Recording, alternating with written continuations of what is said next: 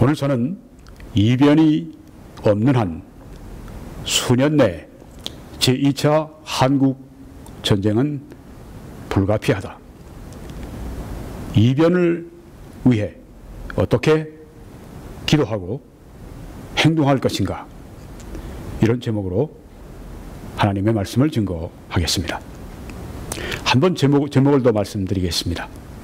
이변이 없는 한 수년 내 제2차 한국 전쟁은 불가피하다. 이변을 위해 어떻게 기도하고 행동할 것인가. 먼저 말씀을 시작하기 전에 이 사역을 위해서 기도해 주시고 재정적으로 선교헌금으로 후원해 주시는 분들께 감사를 표합니다. 여러분들의 헌금으로 말미암아 이 사역이 더 하나님께 영광을 돌릴 수 있고 더 효과적으로 일을 하게 되었습니다. 감사합니다. 하나님께서 여러분들을 아주 크신 방법으로 축복해 주시기를 저는 매일 열심히 기도하고 있습니다. 계속 이 사역에 이 축복스러운 짐을 함께 짊어져 주시기를 바랍니다. 또 함께 해주실 분들은 여기에 앞에 왼쪽을 보시면 메뉴가 있습니다. 맨 아래에 노란 이렇게 제가 동그라미를 거기에 표시해 놓았습니다. 거기가 선교헌금 필요한 정보가 다 들어 있습니다. 한국에서나 미국이나 캐나다에서나 혹은 세계 도처에서 이 사역을 함께 우리가 감당할 수 있는 그런 영광스러운 직분과 사역을 같이 해 주시길 간절히 바랍니다. 성경 말씀 디모데전서 2장 1절에 내가 첫째로 권하노니 모든 사람을 위하여 간구와 기도와 도고와 감사를 하되 임금들과 높은 지위에 있는 모든 사람을 위하여 하라. 이는 우리가 모든 경건과 거룩함 혹은 품위로 고요하고 평안한 생활을 하려 함이라. 이렇게 말씀해 주셨습니다. 우리가 기도할 때 위에 있는 하나님이 세우신 나라를 이끌어가는 그 일꾼들을 위해 우리가 기도할 때 우리가 고요하고 평안한 생활을 할 수 있도록 그렇게 하나님이 인도하실 것을 말씀하고 있습니다. 여러분이 왼쪽에 보시는 이 사진은 잘 아시는 것처럼 1950년에서 53년까지 우리 한반도에서 일어난 무서운 전쟁의 참상을 소상히 보여주고 있습니다. 탱크 부대가 그 보병과 함께 진군하는 것을, 겨울에 눈 위를 진군하는 것을 보여주고 있고, 또 미국의 제트기가 폭격을 위해서 날아가는 모습을 우리가 보고 있고, 우리 국제시장이라고 하는 그런 영화를 통해서도 한국 사람들에게 많이 알려진 그 처절한 흥남 철수 작전이 거기에 나와 있고, 왼쪽에는 참으로 처절한 시가전을 지금 벌이고 있는 모습을 보여주고, 맨 아래 오른쪽에는 어린아이가 어린아이를 뒤에 업고 어머니 노릇을 하는 참으로 딱하고 안타까운 모습을, 그리고 뒤에는 또 탱크가 배경으로 있는 모습을 우리가 봅니다. 이런 안타까운 우리 한국전쟁, 제1차 한국전쟁이 다시 한번 이 한반도에서 벌어진다면 그 제2차 한국전쟁은 말로 다 할 수 없는 참상을 빚게 될 것입니다. 그런데 이런 전쟁의 전운이 점점 우리에게 몰려오고 있습니다. 우리가 어떻게 하나님께 기도할 것인가?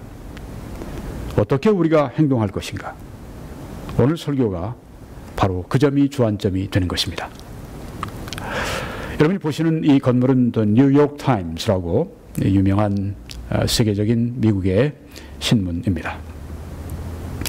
거기에 4월 24일 날, 그러니까 뭐 불과 한 이틀 전, 이런 제하의 글이 떠올랐습니다. 북한이 핵무기 프로그램에 속도를 내자 미국은 시간이 끝날 것을 염려한다. 이런 제목입니다. 북한이 핵무기 프로그램에 속도를 내자 미국은 시간이 끝날 것을 염려한다. 아주 장문에 2명의 아주 베테랑 기자가 잘 썼습니다. 그래서 여기에 대해서 제가 오늘 번역을 해서 여러분들께 말씀을 드리려고 합니다. 이제 트럼프 행정부가 북한에 대해서 갑작스럽게 아주 긴박하게 지금 그 행동을 하고 있습니다. 이번에 그 미국을 방문한 시진핑 중국의 주석에게 얼마나 잘 또 강력하게 말을 했든지, 이전에는 꿈쩍도 안 하던 시진핑과 중국이 지금 아주 무섭게 움직이고 있습니다. 놀라운 일입니다. 트럼프 대통령에 대해서 사람들이 욕을 많이 하지만 유능한 사람임에 틀림없습니다. 오바마나 혹은 뭐 전임자들이 그냥 어쩔 수 없이 북한의 손에 의해서 놀아났는데, 트럼프가 탁 되자마자 이제 이 김정은이를 압도하고 압박하는 것을 우리가 보면서 통쾌함마저 느끼고 있습니다. 왜 이렇게 갑작스럽게 트럼프 행정부가 북한에 대해서 긴박하게 이렇게 조치를 취하고 있는가? 연구조사가 나왔는데요. 한 연구기관뿐 아니라 여러 기관들이 이제 그 조사한 결과를 내놓는데, 또 이것이 지금 기밀 정보랍니다. 이런 것들에 의하면은 이제는 좀 알려졌죠. 북한이 6주나 7주에 핵폭탄을 하나씩 만들 수 있는 그런 수준에까지 이르게 되었다고 합니다. 대단하죠. 핵폭탄 하나만 있어도 엄청난 문제인데 6, 7주에 핵폭탄을 하나씩 제조할 수 있다고 그렇게 말을 했으니까요. 충격적인 사건이 아닐 수 없습니다. 조선일보에도 이틀 전인가 이 기사가 났는데, 거기에는 뭐 5, 6주에 핵폭탄을 하나씩 제조할 수 있다. 잘못 번역을 했습니다. 저는 이렇게 외국 신문에, 미국 신문에 나오면 그 번역된 거 안 봅니다. 직접 들어가서 제가 보고 제가 분석하고 그렇게 합니다. 어느 것이 핵심인지 그렇게 파악을 합니다. 조선일보 기자라도 마음에 안 드는 게 참 많아서 그래요. 기자들 공부 많이 해야 됩니다. 우리 한국 기자들 공부 많이 해야 돼요. 양심도 바라야 되고 공부 많이 해야 됩니다. 연구 많이 해야 됩니다. 부지런히 쫓아다녀야 됩니다. 여러 군데를 봐야 합니다. 미국 간 기자들이 뭐해요? 팍스뉴스도 제대로 안 보고 한심하기 짝이 없어요. 자, 북한이 5, 6주에 핵폭탄을 하나씩 제조할 수 있다고 하는 아주 놀라운 충격적인 이런 사실을 우리가 알게 되었습니다. 그러니까 긴박하게 이 트럼프 행정부가 시작하자마자 막 긴급하게 움직이지 않습니까? 그리고 수년 내에 북한의 핵탄두가 장착된 그런 이 ICBM 대륙간 탄도미사일이 시애틀은 여기서 별로 멀지 않습니다. 한 2시간 반, 3시간 그렇게 달려가면 시애틀입니다. 거기에 이 핵탄두가 떨어질 것이다. 뭐 그 밑에 샌프란시스코, 뭐 로스앤젤레스, 샌디에고 뭐 그렇게 멀지 않죠. 네, 이런 그 아주 긴박한 이런 그 처지에 미국이 놓이게 됐습니다. 한국인들은 뭐 자기를 때린다고 말을 안 해서 그런지 뭐 우리를 뭐 불바다 만든다 뭐 그런 얘기를 하긴 하지만은 네. 미국은 아주 그냥 ICBM으로 그 핵탄두를 날려버리겠다고 아주 본토를 그냥 아주 파괴해버리겠다고 그렇게 아마 이 지구상에 이렇게 북한처럼 무모하게 미국에 대해서 도전하고 이런 나라는 아무도 없죠. 네. 진짜 이 갓 태어난 이 강아지가 호랑이 무서운 줄 모르고 지금 날뛰고 있는데, 근데 미국 사람들이 이걸 굉장히 심각하게 생각합니다. 염려를 많이 합니다. 우리 한국과 달라요. 왜 그렇게 다른지 모르겠어요. 미국 사람들은 이 문제 때문에 아주 지금 노심초사하고 있습니다. 북한이 핵실험을 지난 11년 동안에 모두 5차례 했다고 합니다. 가장 최근에 한 것이 지난해 9월에 했는데, 이런 실험들이 이제 폭발을 하면 그 원자탄의 이 폭탄의 능력이 얼마나 크냐 하면 히로시마에 투하됐던 그런 폭발력. 그러니까 한 번 떨어지면 10만 명 이상이 그냥 아주 즉시로 사라져버리는, 죽는 무서운 이런 폭탄을 5번째 실험하고 6번째 지금 하려고 아주 대기 완료한 상태에 있죠. 4월 24일 날, 이틀 전이죠. 여기 시간으로. 오늘이 우리가 여기가 26일이니까요. 네. 트럼프 대통령이, 여러분이 지금 보시는 저 사진에 유엔의 안전보장이사회 회의 장면입니다.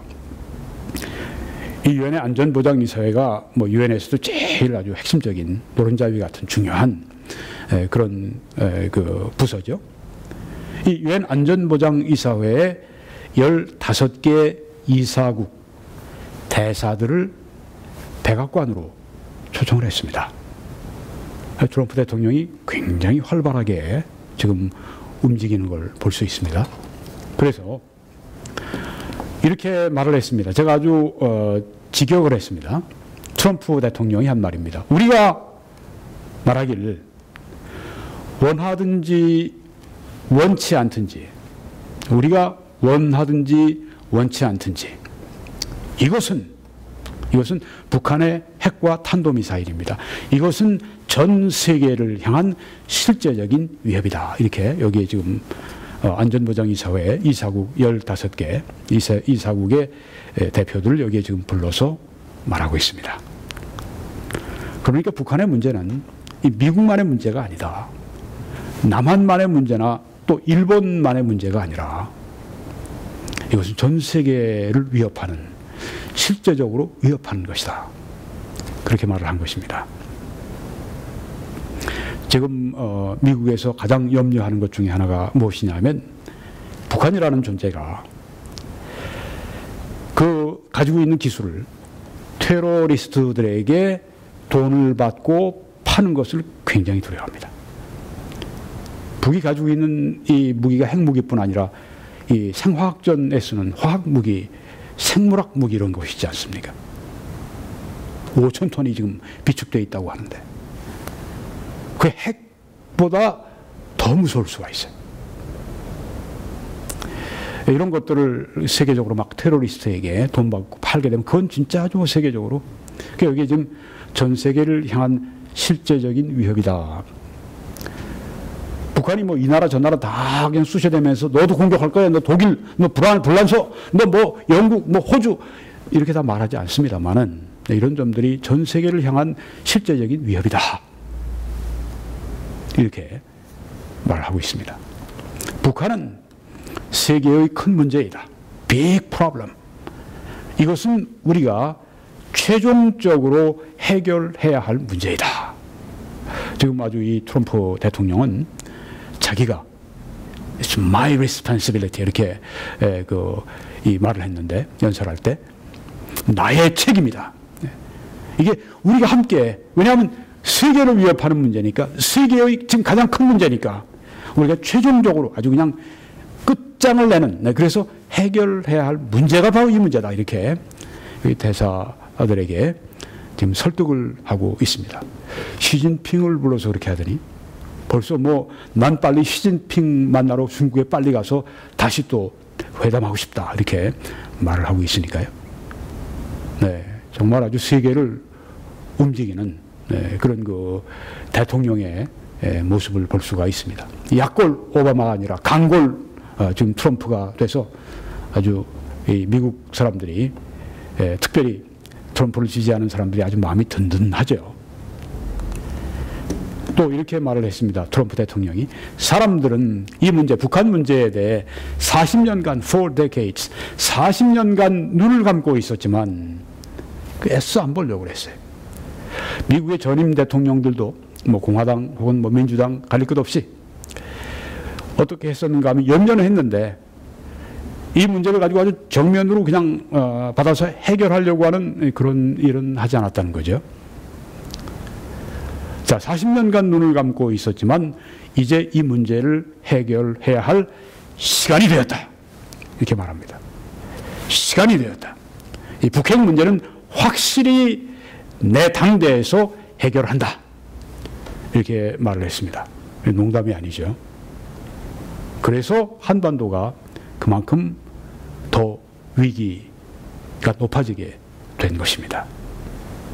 그렇지 않아도 한반도에 위기가 점증하고 있었죠. 북한이 핵실험할 때마다, 미사일 실험할 때마다. 왜? 파괴력이 점점 더 늘어나니까. 점점 더 북한에 핵이 쌓이고, 핵무기가 쌓이고, 미사일이 쌓이고, 그게 그만큼 한반도를 불바다로 만들 수 있는, 잘못되면 아주 큰 일이 벌어지는, 한반도가 그러니까 세계의 지금 화약고가 돼버린 것입니다. 북한 때문에. 중동절이라 할 정도로 한반도가 화약고 속에 있습니다. 이번에 중국에서 핵실험하지 말라, 미사일 쏘지 말라, 북한에 대해서 그런 말을 했죠. 네. 화약고 앞에서 성냥 긋지 마라, 너 북한! 이렇게 얘기를 했습니다. 그러니까 중국도 뭔가 위험을 많이 감지한 거예요. 참 이 트럼프 대통령에게 감사를 해야 됩니다. 세계인들이. 왜?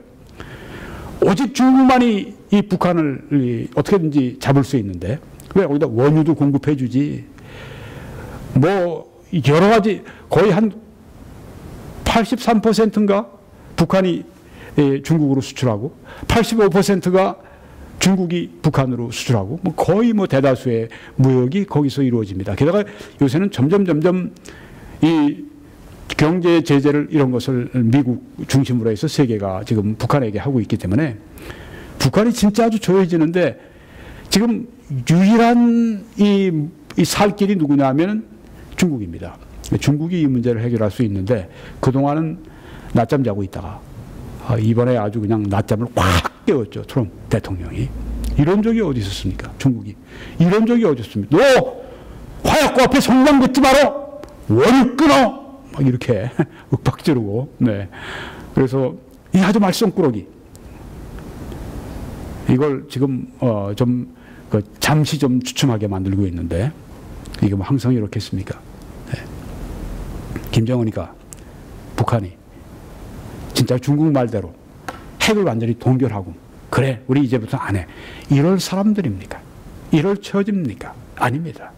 숨어서라도 어떤 방법으로 하든지, 전문가들은 그러잖아요. 지금 미국이 막 항공모함도 갖다 놓고 핵잠수함도 뭐 우리 이 부산 같은 데 막 아주 그냥 거기다가 해놓고 거기서 그냥 쏜다니까. 네. 거기서 그냥 쏘니까. 네. 뭐 몇천 킬로 막 날아가는 그 뭐 얼마 그냥 그 목표 지점을 거의 명중시키는, 이게 다 그 위성 통해서 GPS로 다 들어가니까 뭐 명중하죠. 네. 그런, 아니면 뭐 드론을 띄든가 뭐 이런 그 현상이니까 또 중국도 막 윽박지르고. 네. 그러니까 지금 양기 이렇게 하니까 북한이 지금 주춤했어요. 네. 그렇지만 전문가들은 이제 조금 긴장이 풀어지고 나면 할 것이다. 핵실험 또 할 것이다. 이렇게 말을 합니다. 잠시 시간을 번 것뿐입니다. 이 문제를 해결해야 할 시간이 되었다. 이건 참 우리에게 위험 부담이 크다고 하는 것입니다. 여러분 여기에 보시면 이 북한의 미사일이 세계 도처에 어디까지 갈 수 있는가를 보여줍니다. 맨 위에서 두 번째 보시면 스커드 미사일이 있습니다. 그건 한 180마일에서 한 600마일 정도 이렇게 마일로 되는데요. 한 500km 정도, 한 400km에서 네. 한 350, 400km에서 한 960km 정도 그렇게 도달합니다. 그러니까 한반도 전역이 다 거기에 들어가죠. 뭐 960km, 거의 1000km가 날아가는 게 스커드 미사일이니까. 그다음 그거 위가 그 바로 위에 있는 KN 11입니다. 11.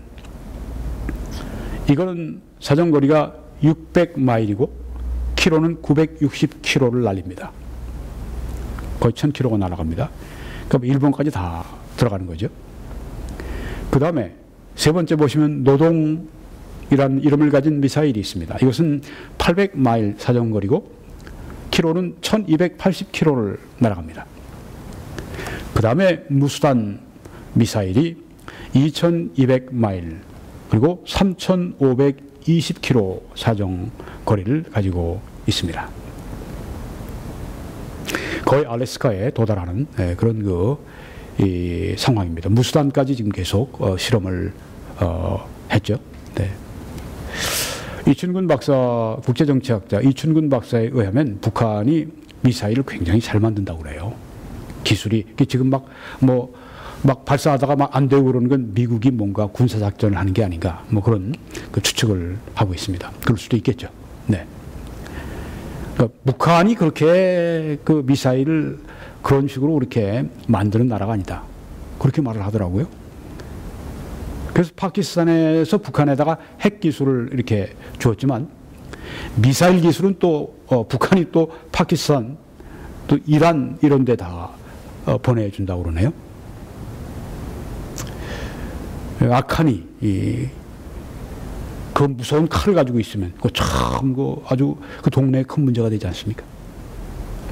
자, 근데 이걸 끝나는 게 아닙니다. KN-14 이거는 무려 6200마일을 날아가는데 9920km를 날아갑니다.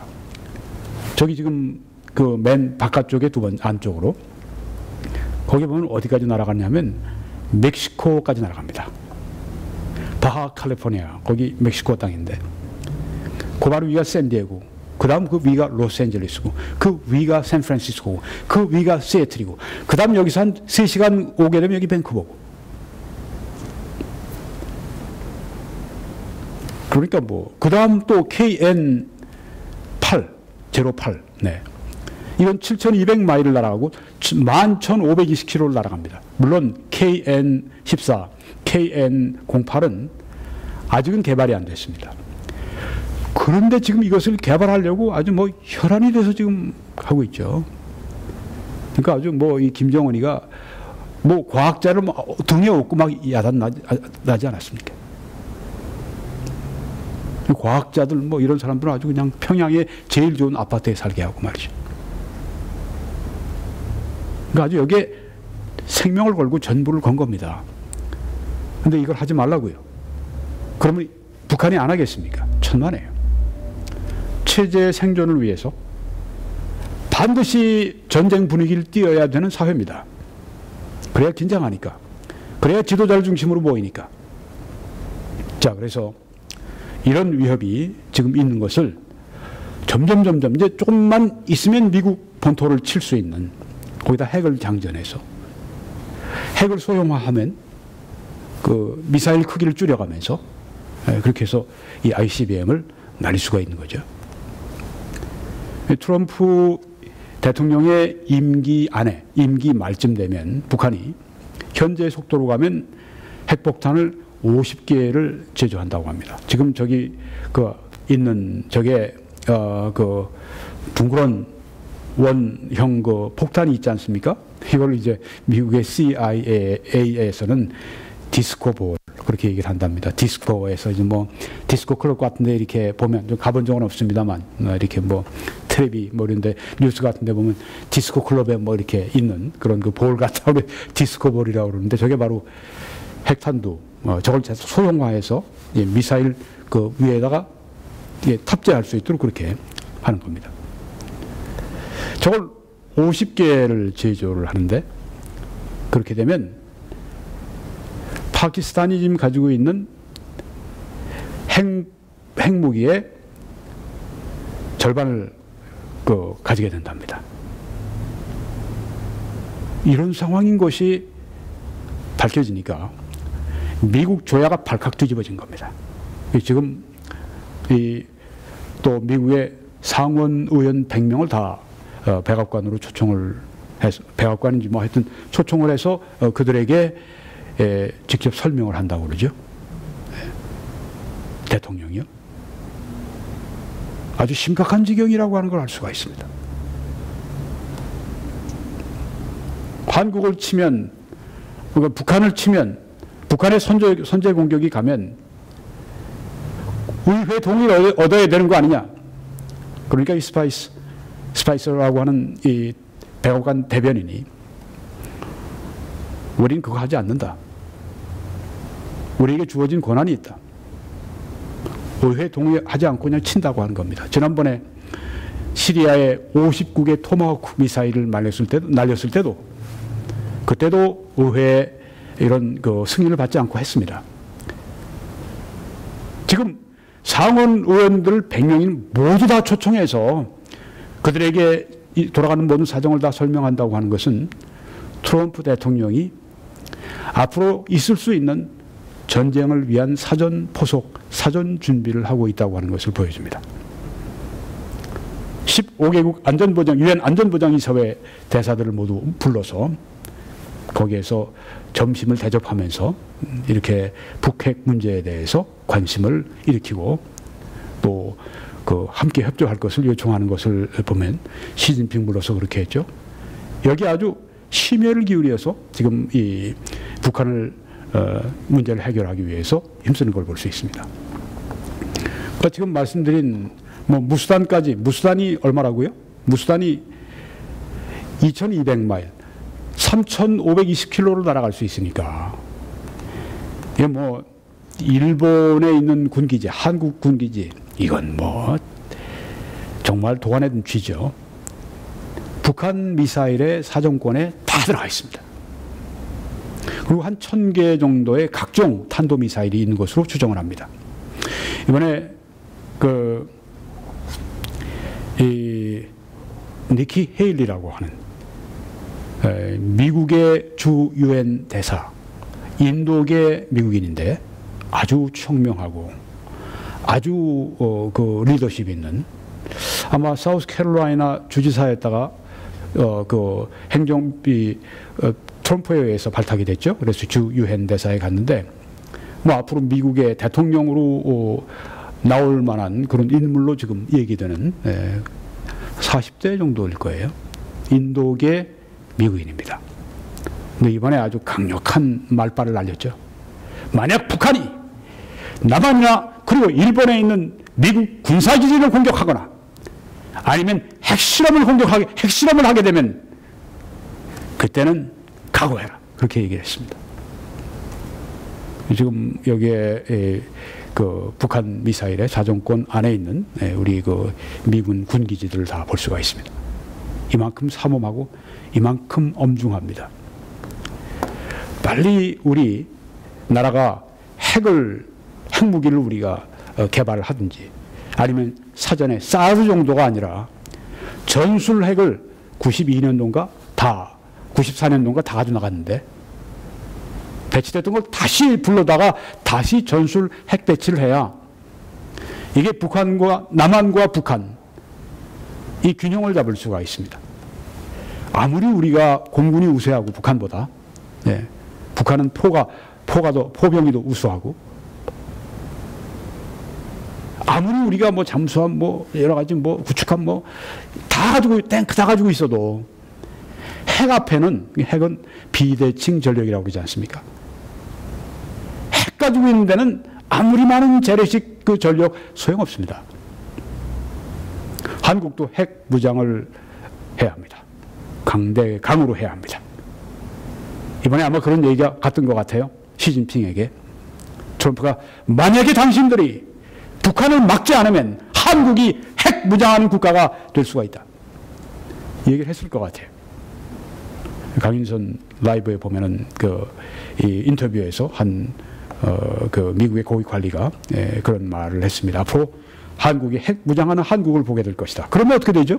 핵 무장하는 일본을 볼 거고, 핵 무장하는 대만을 보게 될 거고, 정말 아주 위험한 그런 한반도를 중심으로 해서 옆에 중국도 러시아도 뭐 다 아주 핵으로 아주 그냥 이 모든 게 다 지금 돼 있는 진짜 아주 이 위험한 지대가 돼버리고 만다고 하는 것입니다.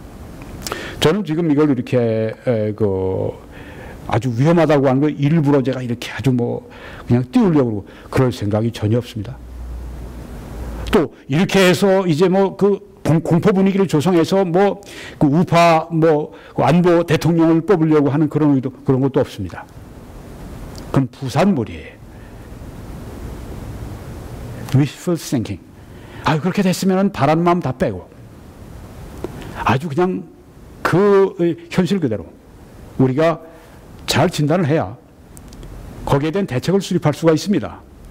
그렇기 때문에 우리가 또 미국 사람들, 결국은 때린다면 미국이 때리는 건데 미국 사람들이 알아서 할 일인데 미국 사람들의 관점에서 우리 한반도 정세를 봐야 되지 않겠습니까? 우리 한국에 있는 분들이 아니래요. 심지어 보수 우파 지도자들도 아니래요. 어저께 제가 조갑재 대표의 이 강연을 들었는데 이런 말을 하더라고요. 선제 공격은 부작용이 너무 많아서 너무 피해가 크기 때문에 그거 하게 되지 않을 거라고. 그렇게 단정하면 안 됩니다. 지도자가요. 그리고 한국 사람들의 사고방식으로 그렇게 봐서는 안 돼요. 제가 이렇게 조선일보에 뉴욕타임스에 난 기사를 소개하고 그러는 거 제가 그냥 아주 그냥 제쳐놓고 뉴욕타임스나 월스트리트나 이런 데 들어가서 제가 직접 보는 이유는 팍스뉴스 가서 직접 보고 이렇게 제가 모든 걸 가지고 여러분들에게 지금 전하는 게 다 번역돼서 지금 나가는 머티리얼 자료들입니다. 국제정치학자 이춘근 박사가 한 거 보면 다 그렇게 번역해서 나온 자료들을 많이 쓰는데 거기뿐이 아니에요. 저는 그와 같은 국제정치학자 그 수준은 아닐지라도 저도 박사 공부를 한 사람이기 때문에 어떤 주제를 놓고 제가 연구하기 시작하면 아주 샅샅이 조사합니다. 그래서 그분이 모르는 얘기를 제가 할 수도 있어요. 물론 그렇습니다. 미국 사람들의 사고를 가지고 생각해 봐야 됩니다. 미국 사람들의 마음속으로 들어가서 북한을 어떻게 보고 있는가를 봐야 합니다. 그래서 제가 이런 방송도 하는 것입니다. 누군가가 이 일을 해야 하는데 저기서 공부를 오래 하지 않았습니까? 여기서 30년 동안 지금 살지 않았습니까? 여기는 매스컴 이런 데 제가 정보를 제가 습득하는데 제가 문제가 없고요. 또 연구 능력이 있고 분석 능력이 있고 이런 모든 것을 준비시켜 주셨기 때문에 이게 비록 안보 문제고 이게 비록 정치적인 문제이지만 이것이 또한 우리 나라의 사람들과 우리 가족들과 그리고 우리 교회 너무너무 중요한 문제이기 때문에 제가 이 문제를 이렇게 깊이 다루어가고 있는 것입니다. 이 북한의 ICBM 대륙간 탄도 미사일 개발하는 것과 핵탄두를 소형화해서 핵탄두를 요만하게 만들어버리면 그 미사일도 그만큼 적게 할 수 있고 그만큼 더 효과적으로 쏠 수가 있는 거죠. 핵탄두 소형화 4, 5년 내에 가능하다고 그렇게 전문가들이 말을 합니다. 어떤 사람은 3년 그렇게 보는 사람도 있는데 북한이 그러면 우리가 좀 알아야 될 게 있습니다. 아니 어떻게 저렇게 핵 강국은 아니지만 아니 어떻게 저들이 핵 무장을 하게 됐는가? 그것은 핵에 대해서 배웠는데 언제부터 배웠냐면 무려 1950년대 소련이 그때 이제 그 미국의 기밀을 빼가지고 원자탄을 만들지 않았습니까? 그러면서 소련으로부터 교육을 받기 시작했어요, 북한이. 그리고 뭐 다 알려주진 않겠죠. 네. 스스로가 막 연구하고 해서 자체적으로 이 원자폭탄의 그 연료가 중요한데, 연료를 제작하는데 무려 30년이 걸렸답니다. 그걸 해낸 거예요. 우리 한국의 지금 기술진은 만약에 1조만 주고 1000명의 기술 인력을 주면 1년 반이면 원자폭탄을 만든다고 그러죠. 뭐 6개월 정도 더 주면 수소폭탄 만들고. 네. 빨리 시작해야죠. 너무 늦기 전에. 그리고 영변 원자로에서 1년에 핵무기 하나를 위한 플루토늄을 만듭니다. 이렇게 됐습니다. 그러니까 미국 전문가들이 깜짝 놀라는 겁니다. 저거 가만 놔뒀더니 그동안에 그냥 불철주야 죽기 살기로 연구해서 여기까지 왔네. 아주 이 전문가들은 염려를 많이 하고 있더라고요. 핵 전문가들은. 조금 이따 스탠포드 대학의 전문가를 제가 말씀드리려고 합니다. 그래서 1994년에 첫 번째 한반도에서 핵 위기가 왔습니다. 그때가 클린턴 행정부 때입니다. 그때 북폭을 하려고 그랬죠. 전쟁 나는 줄 알았습니다. 미군 또 미국 시민들 다 뭐 소개하는 그런 일이 막 되고 있고 실제로 하려고 그랬고, 근데 그때 김영삼 대통령이 적극 만류했죠. 그러다 큰 전쟁 난다. 적극 말려서 못했는데, 클린턴 대통령은 지금 뭐라고 말을 하는가 하면, 내가 그때 폭격을 했었어야 됐다. 대통령이었을 때. 그때 아주 싹수를 잘라버렸어야 되는데 하면서 지금 후회 막급하다고 하지 않습니까? 아마 이 민주당 대통령인데도 불구하고, 좌파 대통령인데도 불구하고 그런 말을 한단 말이에요. 이제 트럼프 대통령은 그렇게 넘어가지 않을 겁니다. 그럴 수도 없고. 그때는 이제 핵시설을 동결해라. 그렇게 북한에 얘기하고 약속받고 기름 주고 원유 주고 또 평화적으로 사용할 수 있는 원자로도 공급해 주고 이랬습니다. 네, 어떻게 했나요? 약속을 지켰나요? 물론 약속을 어겼죠. 네, 이용해 먹었죠. 미국을 가지고 놀았다. 예, 트럼프 대통령 표현한 것처럼. 예, 드디어 조지 부시 행정부 때 이 약속이 드디어 산산조각이 나고 깨졌습니다. 그리고 북한이 2006년에 이르러서 첫 번째 핵실험을 하게 됩니다. 그리고 영변 원자로에서 플루토늄뿐 아니라 과학자들이 깜짝 놀란 거는, 전문가들이 깜짝 놀란 거는 가지고 와서 그들을 데리고 와서 보여주더랍니다. 우라늄 농축하는 거, 그 시설, 그런 거 할 수 있는 기술. 그러니까 우라늄, 플루토늄 양쪽으로 다 핵무기를 제조할 수 있게 된 것입니다. 북한이요. 그리고 지금 6차 핵실험 하기 위해서 그 풍계리에서 준비하고 대기 중입니다. 지난 4월 15일에서 25일 김일성이 그 생일에서 당 창건 기념일, 그 15일에서 25일 그 사이에 뭔가 미사일을 발사하거나 핵 실험을 하거나 그걸 기대했었는데, 워낙 미국이 압박을 하고 군사적으로 압박하고 경제적으로 중국이 또 압박하고 그러니까 이번에는 조금 주춤했어요. 그저께인가 뭐 대규모 아주 그냥 포병 사격하는 그런 것으로 이제 화풀이를 하고 분풀이하고 끝냈는데, 분풀이하고 끝낼 문제가 아니죠. 이제 좀 긴장이 좀 완화되고 한국모양도 가고 중국도 좀 긴장이 조금 떨어지고 그러면 그 다음에 핵실험 해버리겠죠. 죽기 살기로 하는데, 목숨 걸고 하는데 이걸 어떻게 막아요? 그래서 제2차 한국전쟁이 불가피하다고 생각하는 것이 김정은 때문입니다. 김정은이 죽기 살기로 죽을 짓을 하겠다고 그렇게 달려들면 어떡하겠어요? 경제 제재도 그것도 할 수가 없고, 그럼 그때는 선제 공격이 들어가는 수밖에 없죠. 중국에서는 미국이 선제 공격하면 군사적으로 막지는 않겠다고 그랬습니다. 외교적으로 우리가 먼저 막겠지만은 군사적으로 막지는 않겠다고 그렇게 얘기를 했어요. 그러니까 반은 그 미국이 선제 타격해도 중국이 개입하다진 스탠포드 대학의 교수가, 여러분 보시는 저 사진이 스탠포드 대학의 모습입니다. 샌프란시스코 옆에 있죠. 이분이 아주 경력이 화려합니다. 로스 알라모스라고 하는 그 미국이 최초로 이 원자탄을 만들었던, 거기에 1980년대, 그때 10년 동안이나 디렉터를 했었습니다.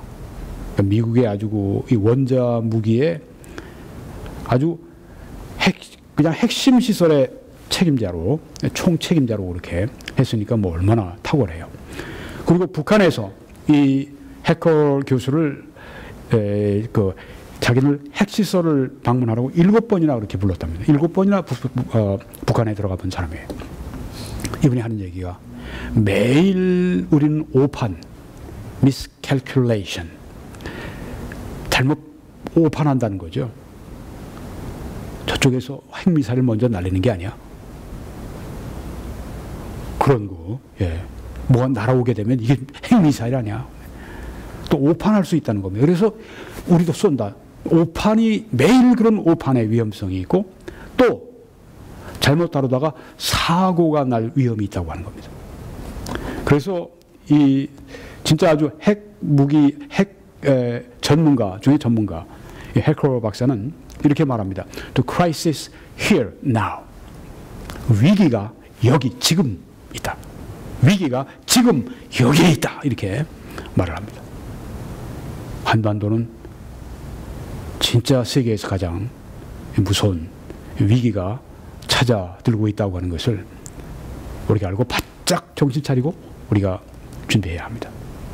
그 이변이 없는 한, 이변이 생기면 가능합니다. 이 이변은 예기치 못한 특별한 사건인데, 이 이변이 생기도록 우리가 기도하고 또 행동해야 되겠습니다. 자, 이 이변, 예기치 못한 특별한 사건, 그래서 전쟁이 터지지 않게 만들 수 있는 것이 무엇인가? 여기서 우리가 힌트를 얻을 수 있습니다. 여기 지금 미국의 전 하원 의장 깅그리치가 대담 프로에서 아주 가까운 장래에, near future라고 했으니까 아주 가까운 장래에 3가지 중 하나가 일어날 수 있다, 이렇게 말을 했습니다. 가까운 장래입니다. 첫째는 중국의 엄청난 압력에 굴복해서 북한이 핵 동결을 할 수가 있다. 네. 이렇게 되면 얼마나 좋겠어요. 그런데 대부분의 전문가들은 여기에 대해서 안 될 것이다, 이렇게 보고 있습니다. 두 번째는 군부의 쿠데타에 의해서 김정은이 제거되고, 더 나은 북한 지도자라도 합리적인, 함께 살아갈 수 있는 합리적인 지도자가 출현을 할지 모른다. 그렇죠. 북한에서도 얼마나 옥죄입니까? 저 김정은이만 치면 되는데. 조금 전에 여기에서 이런 말도 제기되는 걸 보았습니다. 중국에서 그 김정은을 참수하는, 김정은을 암수하는 그런 뭐 어떤 움직임이 있다, 뭐 그런 얘기도 지금 있다고 그러는데, 네. 그래서 그런지 김정은이가 친중국파들 북한에 다 죽였죠. 4년 동안 한 번도 중국을 가지 않았고, 아마 그런 낌새를 느껴서 그랬는지 모르죠. 하여튼 이 군부의 쿠데타 이렇게 되면 얼마나 좋겠습니까? 그렇지만 이것도 지금으로 볼 때는 요원합니다. 왜? 김정은이가 꽉 잡고 조금만 저가면 다 보고하라고 그런다고 그러죠. 조금만 저가면 다 죽이니까. 죽여도 보통 죽이는 게 아니라 개떼들 풀어서 막 물어 죽이고, 갈기를 찢겨 죽이고, 대공포로 그냥 사람을 쏴서 그냥 총으로 쏘는 게 아니라 쏴서 죽이고, 아주 잔인하게 죽여서 형도 그냥 아주 화학 무기로 그냥 죽이지 않습니까? 이렇게 잔인하게 죽여서 사람들이 김정은이 하면 어이구 그냥 막 떨게 만들어. 아까 그 김정은이 그 둥근 그 핵폭탄 주위에 있는 사람들 보세요. 얼굴이 그냥 뭐 다 그냥 뭐 얼어가지고 있지 않았습니까? 만약에 두 가지가 안 되면 전쟁이 일어날 수 있다. 전쟁의 가능성을 확실하게 말을 하고 있습니다. 이건 우리가 가장 원치 않는 이변입니다. 이건 우리가 방지를 위해서 기도하고 노력을 해야 될 것입니다. 근데 1, 2, 둘 다 안 될 때, 그리고 안 될 가능성이 많은데 안 될 때, 세 번째, 전쟁이 일어날 수 있다. 이거는 미국인들이, 미국의 이 지도층이, 깅그리치 같은 사람은 아주 전략적인 마인드가 뛰어납니다. 원래 역사 교수였었습니다. 아주 뭐, 얼마나 이 톡쇼에 많이 나오는지, 이분 혼자밖에 사람 없나 할 정도로 그렇게 많이, 팍스뉴스는 뭐 말할 거 없고, 네, 빈번하게 나가서 그 미국에 관한, 세계에 관한 그런 정세들 이야기합니다. 그러니까 이분 판단이 굉장히 정확합니다. 이런 때 우리가 나라를 위해 세 가지로 기도 제목이 있습니다. 첫째는 전쟁을 예방하는 걸 위해 기도해야 되겠고, 만약에 하나님의 뜻이 우리나라에 제2차 한국전쟁이 일어나는 것을 하나님이 허용하신다면 우리는 전쟁에 끌려 들어가는 그런 이 입장에서 전쟁에 끌려 들어가서 전쟁을 해도 준비를 하고 하게 되면 그만큼 피해가 적겠죠. 전쟁의 예방을 위해 먼저 기도하고 행동하고, 그것이 안 된다면 나라 전체가 전쟁의 준비를 위해 기도하고 행동할 수 있도록 해야 합니다. 아, 저 사람 말이야, 평화를 부르짖어야지. 스위스 같은 나라는 그 나라를 지키기 위해서 예비군들의 이 움직임이 굉장히 아주 강력하다고 그러죠.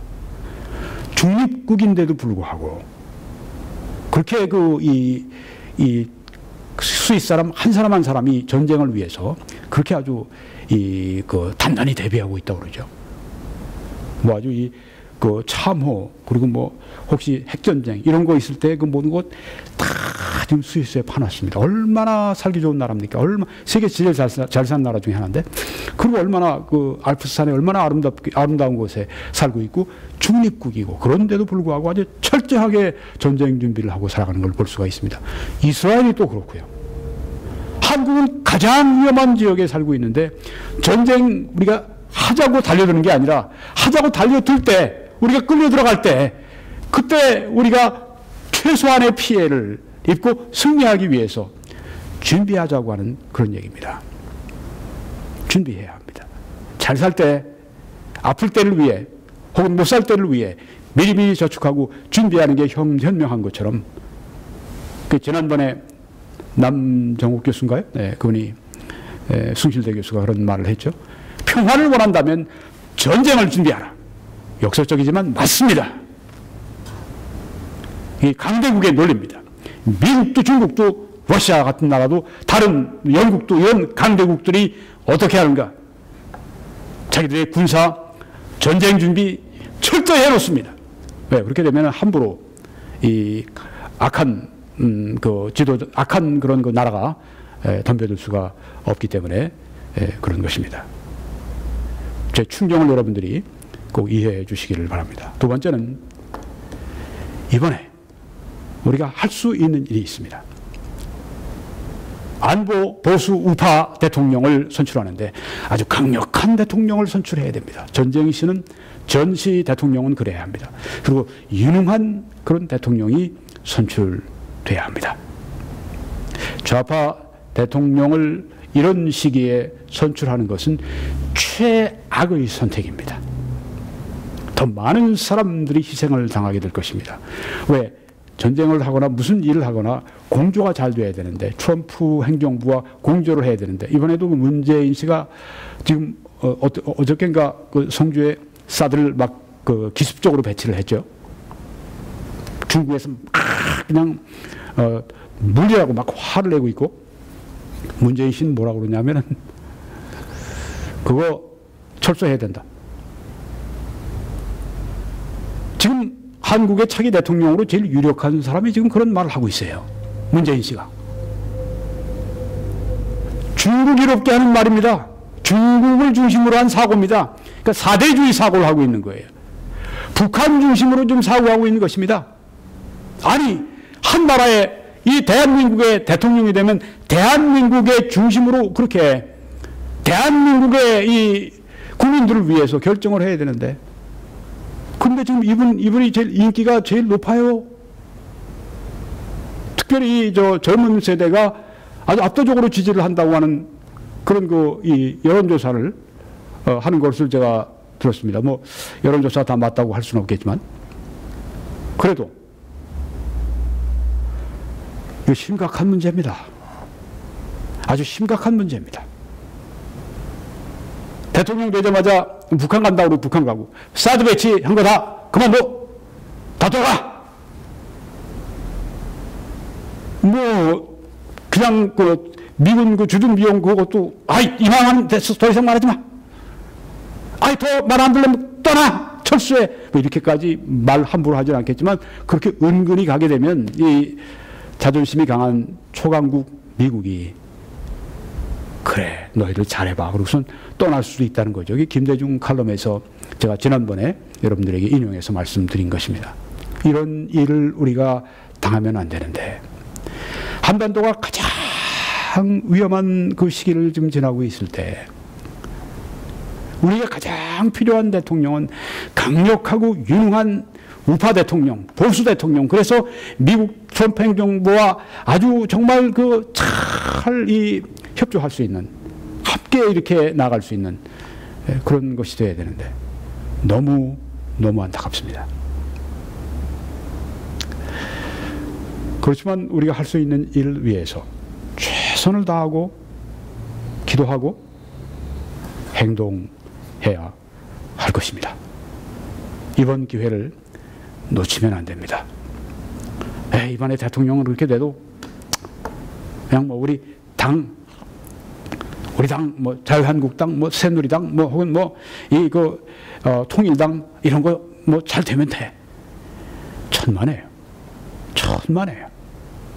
큰 것이 살아야 그 안에 있는 작은 것도 삽니다.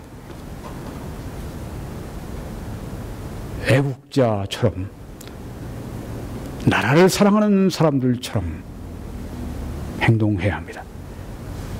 각 당들끼리, 보수당들, 각 당들끼리 경쟁하고 싸우는 거는 대선 선출 끝난 다음에 해도 돼요. 어떤 우파 대통령도 좌파 대통령보다 낫습니다. 어떤 걸 갖다 붙여도, 어떤 우리가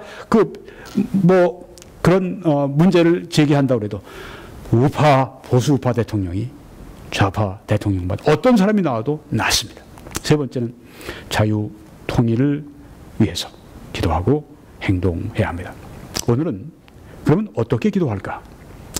R.A. 토레이 박사의 어떻게 기도할까에 대해서 그 한 부분을 여러분들에게 말씀드리는데, 아주 중요한 핵심적인 어떻게 기도하는가 그 원리와 방법을 말씀드리겠습니다. 저는 6번째 이 말씀을 드리는데, 오늘은 항상 기도하고 낙심치 말라 하는 것입니다. 오늘 여러분이 이제 들으시는 이 말씀을 잘 들으시고 마음에 새기시고 행동화하시면 여러분의 생애에 기적의 변화가 창출될 수가 있습니다. 왜? 이것이 하나님의 말씀이거든요. 기적의 하나님과 만나는, 기적의 하나님을 내가 그 기적의 능력을 힘입는 길이기 때문입니다.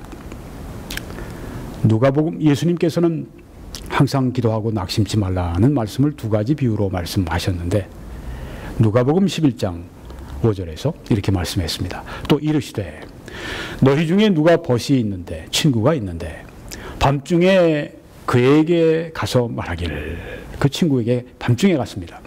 벗이여 떡 세 덩이를 내게 구워 달라. 한밤중에 가서 잠자는 집에 가서 문 두드리고 떡 세 덩이를 내게 좀 빌려주시오. 왜냐하면 내 벗이, 내가 알고 있는 친구가 여행 중에 내게 왔는데 내가 먹일 것, 대접할 것이 없습니다. 여행 중에 배가 고픈데 먹일 것이 없어요. 그 집에. 그래 가서 이 앞에 있는 친구에게 가서 문을 두드리면서 떡 3덩이를 내게 빌려주시오. 그런데 그가 안에서 대답하여 이르되 나를 외롭게 하지 말라. 문이 이미 닫혔고 아이들이 나와 함께 침실에 누웠으니 일어나 내게 줄 수가 없노라. 줄 수 없다. 그렇게 하겠느냐? 비록 벗된 친구가 되어서 그 때문에 일어나서 주지 아니할지라도 그 간청함을 인하여 일어나 그 요구대로 주리라. 예수님이 이렇게 말씀하셨습니다. 간청함은 헬라어로 아나이데이아라고 이렇게 표현하는데 영어로는 수치를 모른다, shamelessness 혹은 무모하다, impudence 그런 식으로 번역을 했습니다. 간청함이라고 하는 건 무엇인가? 수치를 모르는 거예요. 안에서 아우 내가 나갈 수 없다는데 왜 그러나? 애들 다 잠도 자고 그러는데 좀 조용히 좀 해줬으면 좋겠어. 그런데도 계속 글쎄 떡 3덩이를 내게 꼭 좀 빌려주시오. 꼭 빌려주시오. 간청하는 겁니다. 수치를 모르는 거예요. 여기 예수님이 사용하신 단어가 바로 우리가 기도할 때 어떻게 하라고, 간청하라고 한 말씀이 수치를 모른다고 하는 것입니다. 하나님 앞에 나갈 때 수치를 몰라요. 야, 너 또 나왔니? 또 기도하니? 네, 하나님 들어주셔야 되겠습니다. 저는 하나님 앞에서는 수치를 모릅니다. 하나님 후회 주시고 꾸짖지 아니하신다고 하지 않았습니까? 좀 늦게 주실지 모르고 또 하나님이 처음에 안 주시는 것처럼 보이실지 몰라도 저는 하나님의 약속을 믿고 또 하나님의 인자와 자비와 긍휼과 은혜를 믿습니다. 저는 하나님 앞에 나설 때는 수치를 모릅니다. 자, 이게 간청함이라는 겁니다. 무모한 겁니다. 계속 문을 두드리니까 아니 세상에 이 사람아, 아니 지금 이 시간에 몇 시인데 이러고 계속 있나? 무모한 것입니다. 여기 지금 예수님이 하신 표현이 그겁니다. 우리가 기도할 때 그렇게 간청하라고 하는 것입니다. 개인 일이나, 네, 물론 개인 일도 그렇죠. 가정 일이나 교회 일이나 우리 나라 일도, 네, 하나님 이변이 일어나게 해 주십시오. 이변이 일어나게 해 주십시오. 전쟁이 방지되게 해 주십시오. 이변이 일어나게 해 주십시오. 우리가 그렇게 하나님 앞에 나가서 간청하는 기도가 필요합니다. 이번에도 하나님 우리들에게 이변이 일어나서 대선에서 보수 안보 대통령이 선출되게 해 주십시오. 하나님의 뜻일지 아닐지 우리가 다 모르지만 우리는 우리 마음에 정당한 마음으로 소원을 빌 수가 있다는 것이죠. R.A. 토레이 박사는 이렇게 말씀합니다. 하나님은 아니다, no 라고 하는 응답을 취하지 않는, 하나님이 아니다 하시면 아 그래요 그리고 가는, 그게 아니라 거룩한 담대함을 기뻐하신다. 아니다 말씀하시는 것 같은데 아닙니다. 하나님 이건 정말 꼭 하나님의 영광을 위해서, 하나님이 기뻐하시는 뜻을 위해서 꼭 주셔야 되겠습니다. 계속 간청할 때, 계속 문을 두드릴 때 거룩한 담대함을 기뻐하신다. Holy boldness. 이것은 위대한 믿음의 표현이며, 네, 이런 게 위대한 믿음이라고 하는 겁니다. 간청하는 것, 하나님 앞에 수치를 모르는 것, 하나님 앞에 거룩한 담대함, 이 위대한 믿음의 표현이라고 하는 것입니다. 그리고 믿음처럼 하나님을 기쁘시게 하는 것은 없습니다. 하나님이 가장 기뻐하시는 게 하나님을 믿는 거예요. 하나님을 믿어주는 거예요. 우리 피조물을 창조하신 이유 가운데 가장 중요한 목적 가운데 하나 그겁니다. 너희들은 나를 의지하고 나를 바라보고 살라. 그 믿음이 없이는 하나님을 기쁘시게 할 수 없나니 하나님께 나아가는 자는, 거기 영어 성경엔 diligently라는 말씀이 있습니다.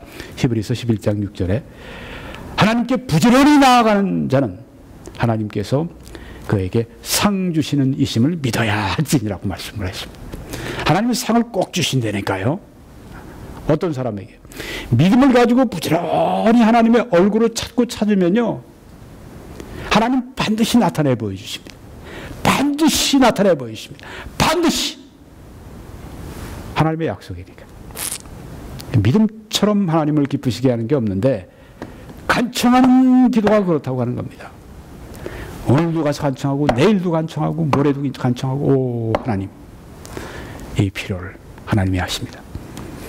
누가복음 18장 1절에서도 이런 비유를 말씀하셨습니다. 예수께서 그들에게 항상 기도하고 낙심하지 말아야 할 것을 비유로 말씀하여 항상 기도해라, 그리고 낙심하지 말아라.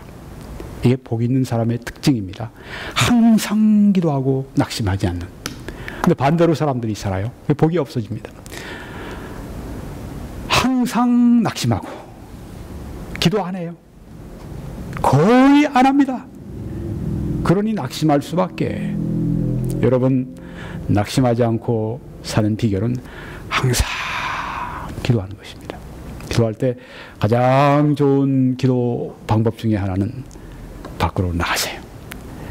여러분의 산이나 들이나 공원이나, 저 같은 경우는 감사하게도 이 바닷가 옆에 저를 놔두셔서 거기 나가서 하나님 앞에 간절히 걸으면서 기도할 수 있는 은혜를 저와 같은 부족한 자에게 베풀어 주셨습니다.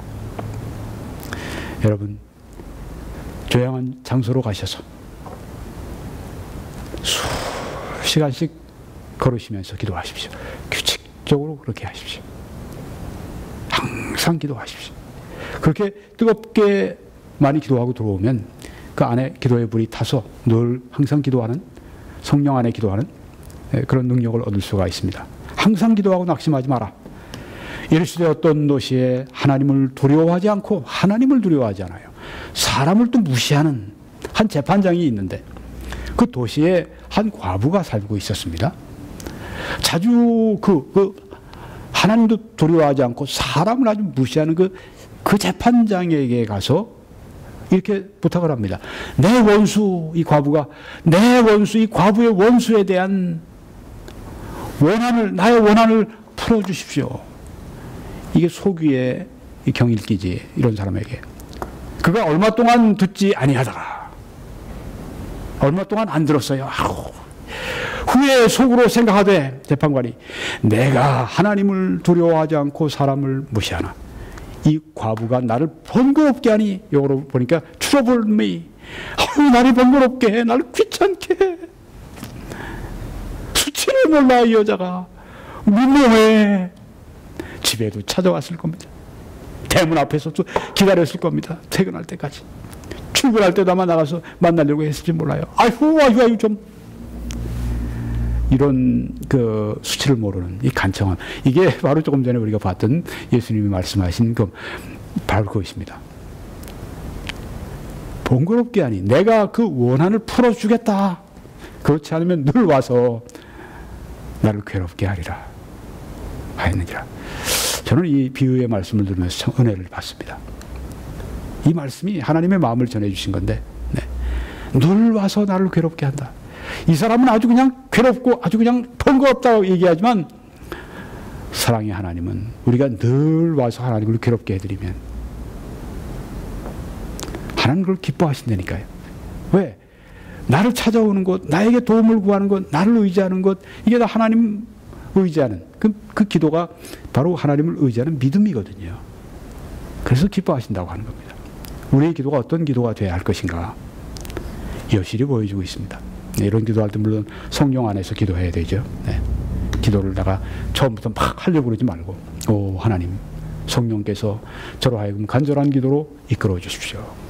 기도의 워밍업이 필요하다고, 이전에 성령 안에서 기도하라, 그걸 꼭 시청하시기 바랍니다.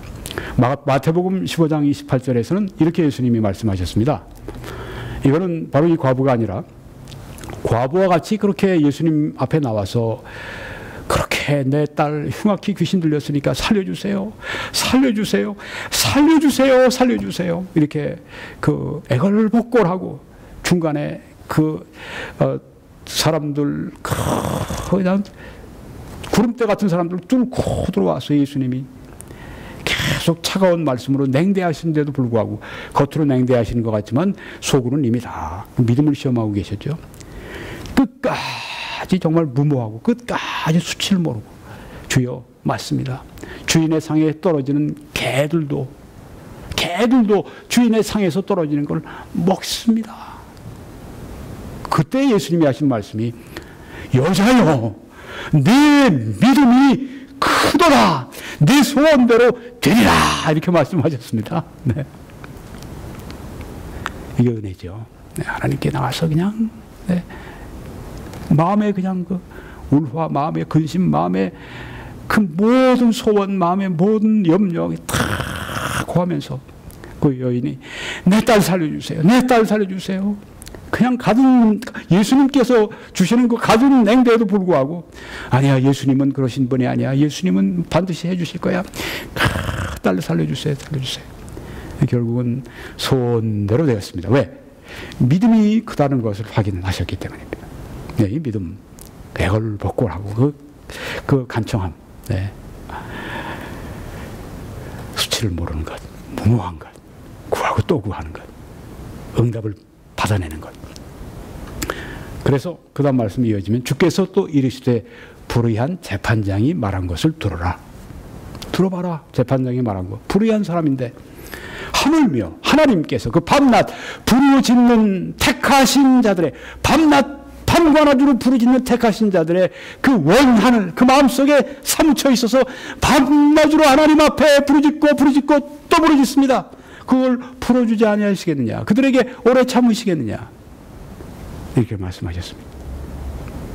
여러분 지금 어떤 심각한 개인 문제, 가족 문제가 여러분을 괴롭히고 여러분 인생을 정말 망치는 것 같고 여러분 인생을 정말 다운시키고 나는 정말 여기에서 더 이상 어떻게 살아가야 될지 몰라. 이런 절망적인 처지에 있는 분들이 있습니까? 해결 가능합니다. 어떻게 해요? 하나님이 해결하시면 됩니다. 그런데 하나님이 해결해 주시기 전에 우리에게 믿음을 보기 원하세요. 그 가난한 여인 아까 딸 살려주세요. 딸 귀신 좀 쫓아내주세요. 네 믿음이 크도다. 네 소원대로 되라고 말씀하지 않습니까? 우리의 소원대로 되기 전에 우리의 믿음이 커야 합니다. 그 믿음은 여기에 밤낮 부르짖는다. 아까 그 여인이 그 냉대를 예수님이 그 주인의 상에서 떨어지는 너희들은 그 이방인들 개들이라고 그렇게 자녀들에게 줄 떡을 이스라엘 사람들에게 줄 떡을 취해서 개들에게 던짐이 마땅치 않다고 그렇게까지 모욕적으로 느낄 수 있는 그런 말을 이 여인이 들었음에도 불구하고 됐습니다. 그러면 뭐 나도 자존심이 있지로 돌아가는 게 아닙니다. 자존심이 어디 있어요? 하나님 앞에. 수치를 모른다고 그랬지 않습니까? 아까 그 간청함이라는 단어가 아네이데야. 간청하는 것, 수치를 모르는 것입니다. 밤낮 부르짖는 것입니다. 이거는 꼭 돼야 할 일이라 할 것 같으면 그렇게 해야죠. 그럼요.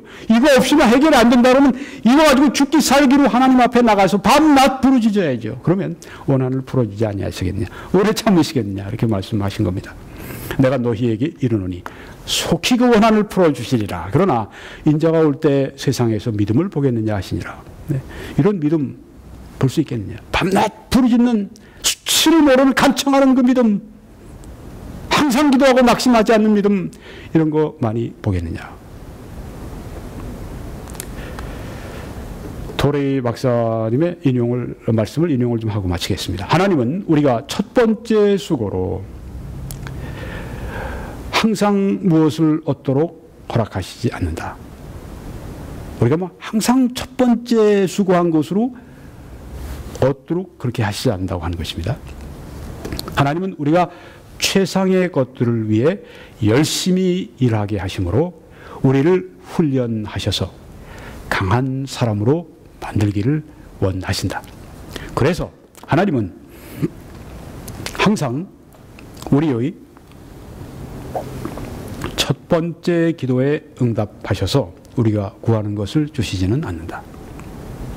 첫 번째 기도 하나님이 항상 응답해 주시는 그런 식으로 하나님이 하지 않으신다. 하나님은 우리가 최상의 것들을 위해 열심히 기도하게 하심으로 우리를 훈련하셔서 강한 사람으로 만들기를 원하십니다. 네, 이 기도의 훈련, 강한 사람으로 만드는 훈련입니다. 하나님은 우리가 끝까지 기도하게 하신다. 만드신다. Praying through. 끝까지 기도하게. 언제까지입니까? 응답이 올 때까지 기도하는 겁니다. 하나님이 대답하실 때까지. 하나님의 기적이 임할 때까지 기도하는 것입니다. 어떤 사람이 하나님께 구하는 것을 받기 전에 오랜 시간이 걸릴지라도, 수년이 걸릴지라도, 혹은 수십 년이 걸릴지라도 구하고 또 구하게 하시는 것을 통하여 오는 것보다 더 나은 복된 기도의 훈련은 없다. 기도의 훈련입니다. 구하고 또 구하는 것, 오랜 시간이 걸려도 구하고 또 구하는 것, 그건 뭘 말합니까?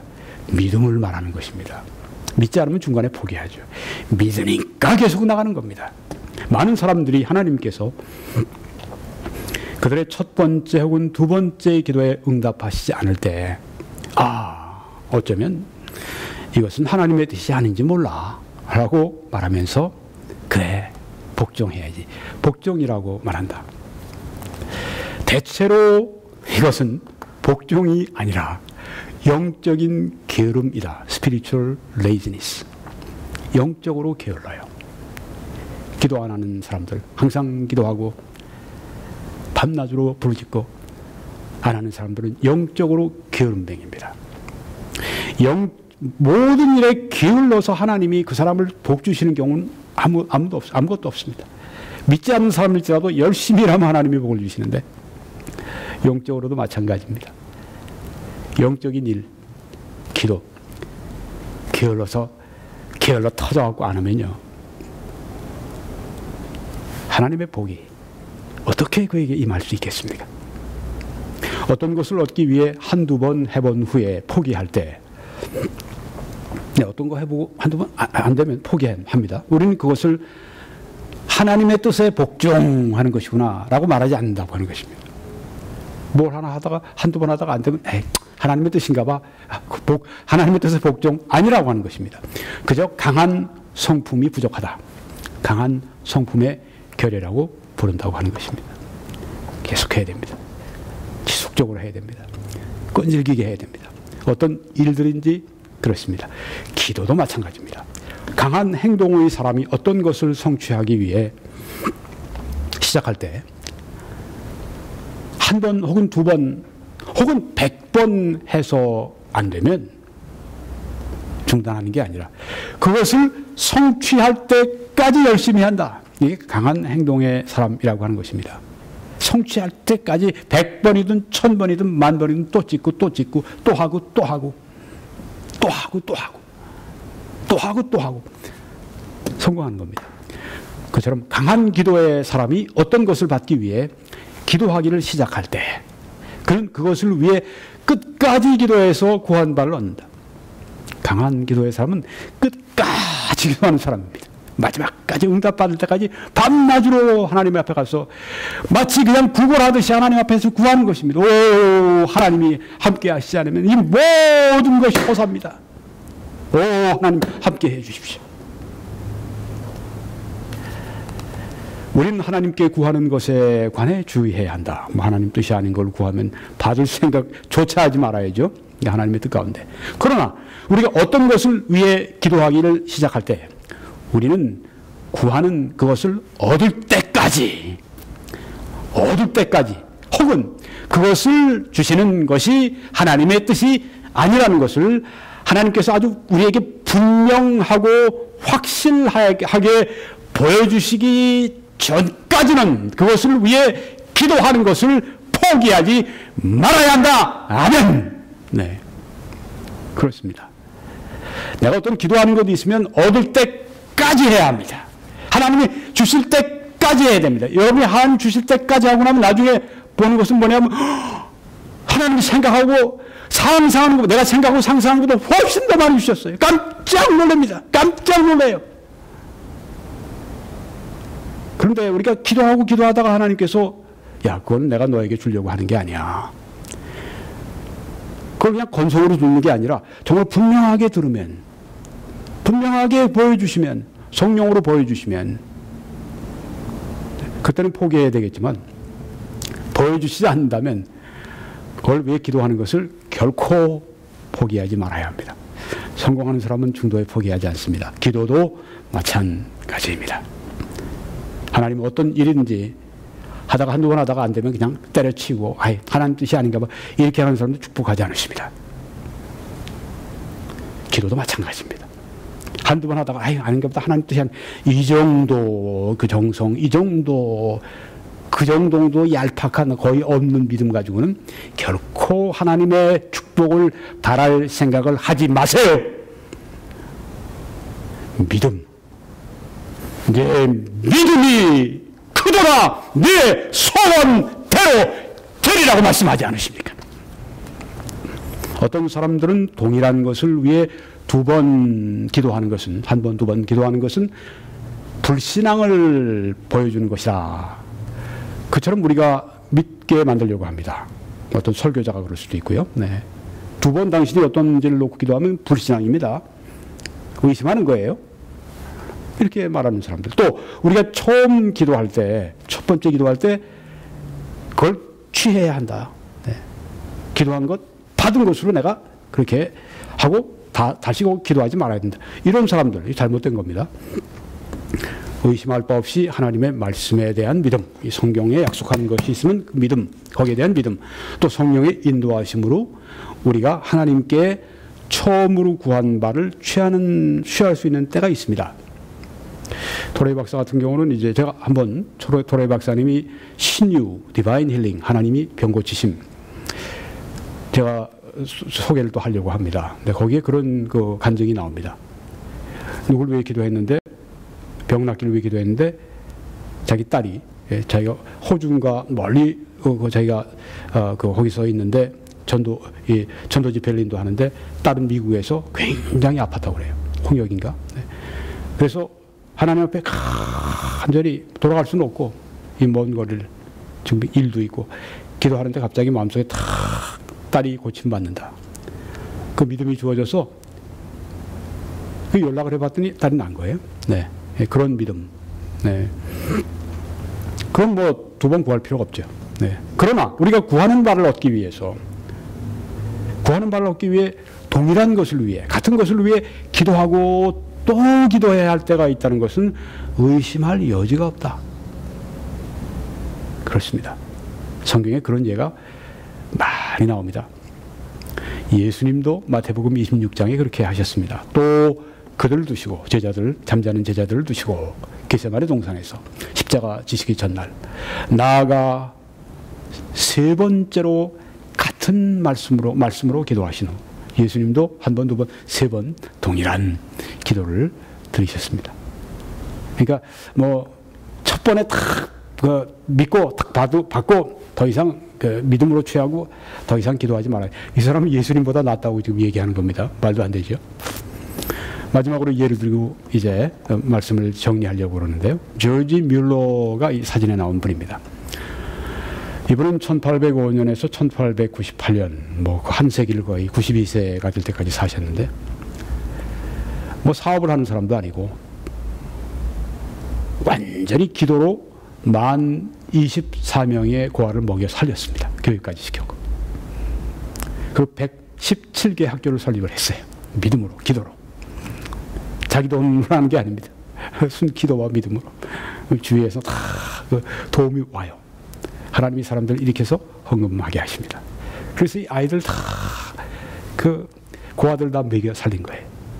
10,000명이 넘게. 그리고 12만 명, 뭐 그 당시, 지금은 얼마 아닌 것 같지만, 그 당시에는 굉장한, 지금 120만 명, 뭐 그 이상 돼. 그 학생을 교육을 했어요. 어떻게? 기도와 믿음으로.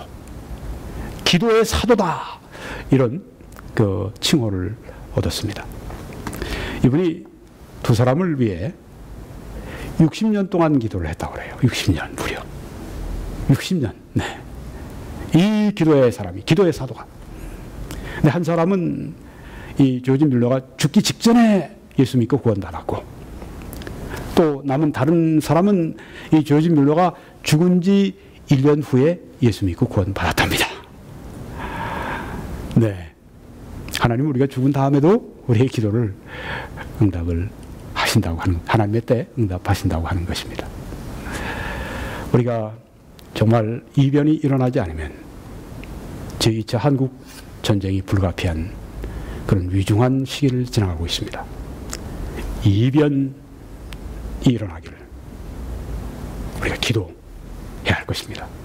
그럼 어떻게 기도할 것인가? 항상 기도하고 낙심하지 않는 기도를 하라고 하는 것을 오늘 말씀을 통해 우리가 배웠습니다. 여러분 가운데 아직 구원받지 않으신 분들은 구원받으셔야 하나님이 기도를 응답하십니다. 그러므로 회개하십시오. 마음을 바꾸십시오. 예수 믿기로 결정하시고 예수님을 구주와 주님으로 영접하세요. 하나님, 저는 하나님 앞에 범죄했습니다. 그렇지만 예수님이 십자가 위에서 2000년 전 저의 모든 죄를 지시고 피를 흘리고 고통 가운데 죽으셔서 저의 모든 죄의 값을 다 받아주시고 그래서 하나님 앞에 속죄해 주셨습니다. 제가 용서받을 수 있기 위해 값을 지불해야 되는데 그 값을 예수님이 다 치루어 주셨습니다. 그의 몸으로, 그의 생명으로, 그의 피로 속전을 내주셨습니다. 감사합니다. 이제 예수님을 제 구주로 마음속에 모십니다. 저를 구원해 주시는 것을 감사합니다. 여러분 이렇게 기도하시면 오늘 그 자리에서 구원을 받으십니다. 아들을 영접하는 자, 곧 그 이름을 믿는 자들에게는 하나님의 자녀가 되는 권세를 주셨다고 말씀을 하기 때문입니다. 이제 여러분 www.21church.com으로 들어오셔서 다른 메시지들 시청해 주시고 이 사역을 위해 기도해 주시고 또 이 동영상 이 메시지들 주위 산지사방으로 좀 펼쳐 주십시오. 하나님의 하시는 이 일, 역사를 말씀을 좀 뿌려 주십시오. 그리고 이 사역을 위해 선교헌금으로 재정적으로 함께 후원해 주시기를 간절히 바랍니다. 여러분이 그렇게 하실 때 하나님의 특별하신 축복이, 그 축복이 마치 나야가라 폭포에서 물이 한량없이 쏟아지는 것처럼 여러분의 삶 가운데 넘쳐나길 간절히 축원합니다.